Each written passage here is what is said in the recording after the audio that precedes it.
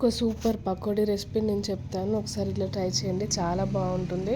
ముందుగా ఇక్కడ అమ్మ చూపిస్తున్నట్టు ఎల్లిగడ్డ పొట్టు తీసేసి వేసుకోండి. వేసుకున్న తర్వాత పచ్చిమిర్చి, కొంచెం జీలకర్ర వేయండి.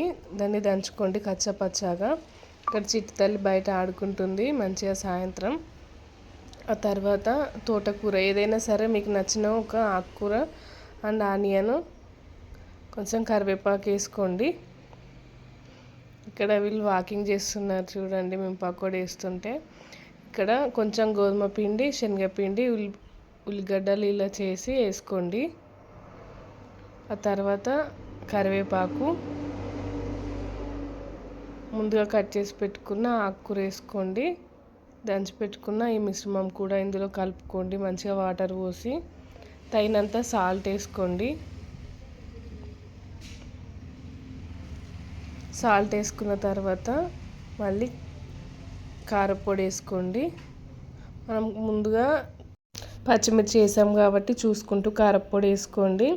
సాల్ట్ కలిపిన తర్వాత కూడా వేసుకోవచ్చు, కొంచెం వేసుకోండి. ఇప్పుడు ఇలా మొత్తం మిక్స్ చేసిన తర్వాత వాటర్ పోసి మంచిగా మిక్స్ చేయండి. మిక్స్ చేసి బాండీలో ఆయిల్ పోసుకొని ఇలా వేసుకోండి. చాలా బాగుంటుంది, టేస్ట్ చాలా బాగా వస్తుంది. ట్రై చేయండి. Please subscribe.